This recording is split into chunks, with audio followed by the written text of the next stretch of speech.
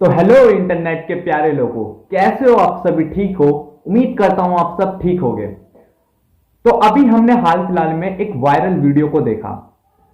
इस वीडियो के अंदर हमने देखा कि एक वोल्केनो जो कि ब्लास्ट हुआ, यानी कि वो फूटा।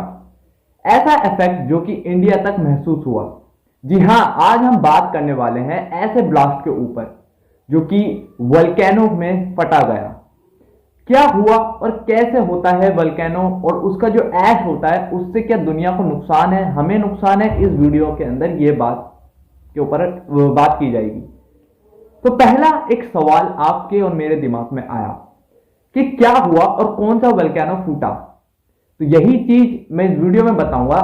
कुछ दिन पहले हाईली गुबली वोल्केनो, एक वोल्केनो का नाम है ये इथोपिया, जिसका अपर रीजन के अंदर ये ब्लास्ट हुआ।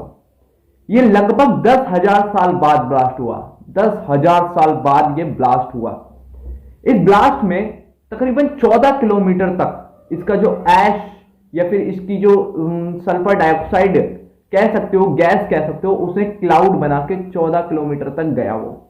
और ये क्लाउड हवा के साथ साथ, यानी कि हवा के साथ साथ लगते लगते कुछ सोर्स से पता चला कि ये ट्रैवल करते करते थोड़ा सा नॉर्थ इंडिया के अंदर, यानी कि दिल्ली एनसीआर तक पहुंच गया।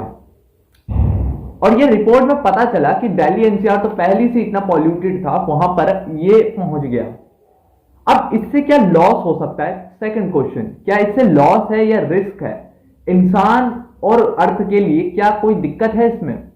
तो सबसे पहला टर्न स्टार्ट करते हैं आपसे। हवा खराब हो गई तो वोल्केनिक ऐश या फिर गैस जैसे सल्फर डाइऑक्साइड ने दिल्ली एनसीआर की ऑलरेडी पॉल्यूटेड है। जैसे आपको पता है दिल्ली के अंदर ऑलरेडी बहुत सारा पॉल्यूशन भरा हुआ है। हवा ज्यादा खराब होने के चांसेस ज्यादा बढ़ गए थे क्योंकि जहरीलापन ज्यादा हो सकता था। और क्योंकि वो जो ऐश थी, जो उस वोल्केनो का जो धुआं था, उसमें सल्फर डाइऑक्साइड जैसे कुछ मिनरल्स भी थे।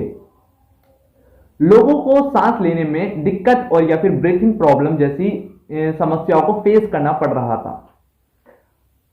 फ्लाइट, और अगर हम बात करें जो दिल्ली के अंदर जो नॉर्थ इंडिया में फ्लाइट थी या एयर ट्रैवल जो थे, उन पे भी इंपैक्ट देखने को मिला।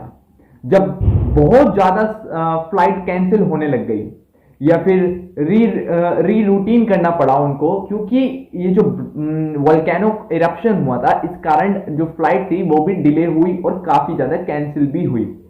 इसके पीछे का रीजन क्या है? क्यों जो फ्लाइटें हैं वो डिले क्यों हुई और उसमें उन्होंने वो कैंसिल क्यों हुई? तो इसका सिंपल सा रीजन है, क्योंकि जो एक मशीन है, एयरप्लेन एक मशीन है, और एज यूजुअल जो डैमेज होने के चांसेस ज्यादा बढ़ जाते हैं, क्योंकि जो इंजन होता है एयरप्लेन का, वो जो हवा होती है उसमें काफी ज्यादा हैवी मॉलिक्यूल्स होने की वजह से, एटम होने की वजह से इंजन पे भी फर्क पड़ सकता है। डैमेज होने का रिस्क ज्यादा हो सकता है। एनवायरनमेंट को क्या रिस्क है इससे, या हमारे वातावरण को इससे क्या दिक्कत है?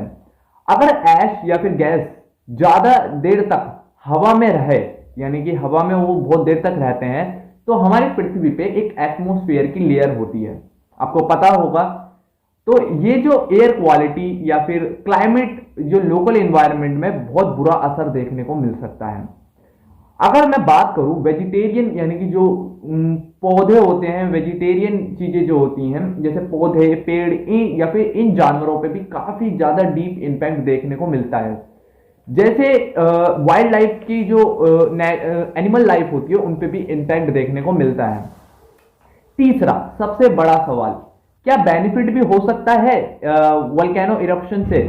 तो हाँ, कुछ नेचुरल और डीप अर्थ प्रोसेस जो लॉन्ग टर्म में परसेप्टिव उनका बेनिफिट देने का ही होता है। ये एक नेचुरल इफेक्ट है, आपको घबराने की कोई भी जरूरत नहीं है। जो वोल्केनिक इरप्शन होता है ये एक नेचर का पार्ट है। इससे इसकी वजह से कई जो लाइफ होती है वो दोबारा रीस्टार्ट होती है, एंड जो एवोल्यूशन होता है वो उसमें भी ये इम्पैक्ट क्रिएट करता है। वोल्केनिक जो सॉइल होती है, जो राख होती है वोल्केनो की, वो ऐसे ब्लास्ट के बाद जो जमीन पर मिनरल्स होते हैं उनमें न्यूट्रिशन डिपॉजिट करती है। अगर इन्वायरमेंट स्टेबल रहे तो मतलब होता क्या है, जो वोल्केनो ब्लास्ट होता है उसके अंदर से जो सॉइल निकलती है वो हमारी जो रियल अर्थ की जो सॉइल होती है उसमें जाके मिक्स हो जाती है, एंड देन कुछ प्रोसेस होता है जिसकी वजह से जो सॉइल होती है उसकी फर्टिलिटी रेट काफी ज्यादा इंप्रूव होता है और उनमें जो न्यूट्रिशन होते हैं, मिनरल्स होते हैं, वो डिपॉजिट होते हैं। तो फ्यूचर में जो फर्टाइल सॉइल होती है या फिर एग्रीकल्चर को बेनिफिट हो सकता है। तो ये जनरली वोल्केनो जो पूरा इरप्शन होता है ये एक साइंटिफिक प्रोसेस है, और ये एक साइंटिफिक नहीं, एक नेचुरल प्रोसेस है। तो साइंटिफिक से हमें ये पता चला, हमारे जो साइंटिस्टों ने बताया कि एक नेचर का ही पार्ट है, इससे कोई डरने वाली बात नहीं है। हाँ, बट जब इरप्शन हो रहा होता है तो वाइल्ड लाइफ और जो वहां की जो ह्यूमन लाइफ होती है वो टेम्परेरी डैमेज होती है, फिर वो दोबारा रिक्रिएट हो सकती है, रिसाइकल हो सकती है।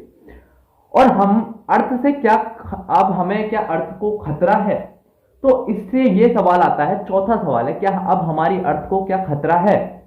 तो अगर ऐश प्लेन या फिर हाई एल्टीट्यूड से वापस नीचे गिर रहा है, यानी कि कहीं ऊंचाई वाली जगह पे नीचे गिर रहा है, प्लेन जगह पे नीचे गिर रहा है, तो लोकल या फिर एयर क्वालिटी या जमीन के सब इफेक्ट हो सकते हैं। जो जमीन पे पानी है, जो लोकल लाइफ है, वो भी इफेक्ट हो सकती है, क्योंकि ये इरप्शन जो होता है वो डस्ट लाता है, अपने साथ मिट्टी लाता है और काफी ज्यादा हीट भी लाता है। फिलहाल अकॉर्डिंग टू एक्सपर्ट ने ये बताया है कि जैसे ऐश जो क्लाउड जो होता है, ऐश का क्लाउड होता है, वो इंडिया से जो गुजर चुका है, अब वो ऊपर की तरफ एटमॉस्फेयर में शिफ्ट हो चुका है। मतलब इंटरमीडिएट डिजास्टर का जो रिस्क था वो कम हो चुका है, यानी कि अब घबराने की कोई भी जरूरत नहीं है।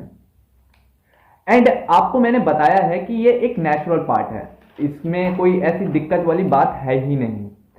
सेकंड चीज आती है, लेकिन जो पॉल्यूशन है ये ऑलरेडी है। अगर हम कंटिन्यूसली इसी तरह से लाइफस्टाइल जीते रहे या एनवायरनमेंट को डैमेज देते रहे तो जो इवेंट डैमेज होते रहते हैं लिमिट हो जाएंगे। यानी कि कहने का मतलब यह है कि जो अभी हमारी पृथ्वी में ऑलरेडी इतना पॉल्यूशन है, कोई ऐसी सिटी नहीं है पूरे वर्ल्ड में जो अनपॉल्यूटेड हो, बट ऑलरेडी जब इतना पॉल्यूशन है तो ये ऑब्वियसली बात है, ये जो वोल्केनिक इरप्शन हो रहा है इस वजह से ये क्लाइमेट चेंज इसमें एक बहुत बड़ा रोल प्ले कर रहा है। जो हमारा जो वातावरण इतनी तेजी से बदल रहा है, ये एक इंपॉर्टेंट इंडिकेटर है, एक तरह से समझ लो आपके लिए अलर्ट है। जो ऐसा हो रहा है, ये जो प्रोसेस होना चाहिए था लाखों सालों के अंदर, वो अब हजारों सालों में आ चुका है। हाँ, ये रिसेंट वोल्केनो ब्लास्ट जो हुआ, ये पूरा माहौल हडल और हम वार्निंग देने के सिग्नल थे हमारे लिए। इसको समझना हमको बहुत ज्यादा डीप कंसर्न देता है, और एक ये हमारे पे स्नोबॉल जैसी छोटी छोटी मिसाइलें छोड़ता है। इस वीडियो के अंदर मैं आपको यह भी बता देता हूं साथ के साथ कि दुनिया में अब तक कितने वोल्केनो हैं जो ऑलरेडी एग्जिस्ट करते हैं। तो पहले मैं आपको बता देता हूं नॉर्थ अमेरिका यानी कि यूएसए के बारे में। यूएसए के अंदर राइट नाउ 5 वोल्केनो एग्जिस्ट कर रहे हैं, जिसमें से मेरे को 4 की लिस्ट पता है। एक का नाम है येलोस्टोन सुपर वोल्केनो, जो कि वार्मिंग नामक स्टेट के अंदर है, और वहीं पे माउंट स्टेन हेलन जो कि वॉशिंगटन डीसी के अंदर है, और माउंट सेनरियन ये भी वॉशिंगटन में है, और मौला लक्वेलिया हवाई के अंदर है। मेक्सिको के अंदर पोला दा पेट्राटी और कोलिलमा एक ये है। अगर हम बात करते हैं तो एग्जैक्टली जो वोल्केनो है पूरी दुनिया के अंदर है। अगर मैं रीजन की बात करूं कहां कहां पर है, तो एशिया के अंदर काफी ज्यादा वोल्केनो है, साउथ अमेरिका में है, नॉर्थ अमेरिका में है, यूरोप में है, अफ्रीका में है, ओशियंस के अंदर, यानी कि स्पेसिफिक ओशियन सबसे इंपॉर्टेंट चीज है। स्पेसिफिक ओशियन के अंदर तकरीबन 90% वोल्केनो एग्जिस्ट करते हैं, जो पृथ्वी को एनर्जी सोर्सेस को बाहर निकालने में मदद करते हैं। वोल्केनो इरप्शन जो होता है, जो पृथ्वी के अंदर की जो ऊर्जा होती है और जो उसकी एनर्जी होती है, जब वो ओवरलोडेड हो जाती है, उसमें प्रेशर क्रिएट होने की वजह से वोल्केनो इरप्ट होता है। ये एक नेचुरल फेनोमेना है वोल्केनो का इरप्शन होना। इसकी वजह से एवोल्यूशन होता है, लाइफ क्रिएट होती है, एंड जो ऐश होता है, जो इसके अंदर की जो ज्वालामुखी के अंदर से जो निकलता है, तो उससे जो हमारी मिनरल्स होती हैं, सॉइल के अंदर जो मिनरल्स होते हैं, न्यूट्रिशन होती है, एनर्जी होती है, वो डिपॉजिट होती है। इस कारण जो हमारे अंदर की जो नेचर के अंदर प्लांट्स हैं, एनिमल्स हैं, एंड इवन इंसेक्ट जो हैं, उनको लाइफ मिलती है दोबारा से, फिर बारिश होती है। ये सब चीज एक नेचर का पार्ट है। इन्हीं चीजों की वजह से लाइफ रिक्रिएट रीस्टार्ट होती है। अगर दोस्तों ये वीडियो आपको पसंद आई हो तो इस वीडियो को लाइक करना जरूर और सब्सक्राइब करना मत भूलना। इस वीडियो को शेयर करो उन दोस्तों के साथ जो कि वोल्केनो इरप्शन को लेकर काफी ज्यादा चिंतित हैं या फिर बहुत ज्यादा डिस्टर्ब्ड हैं। मिलता हूं अगली वीडियो में, तब तक के लिए गुड बाय।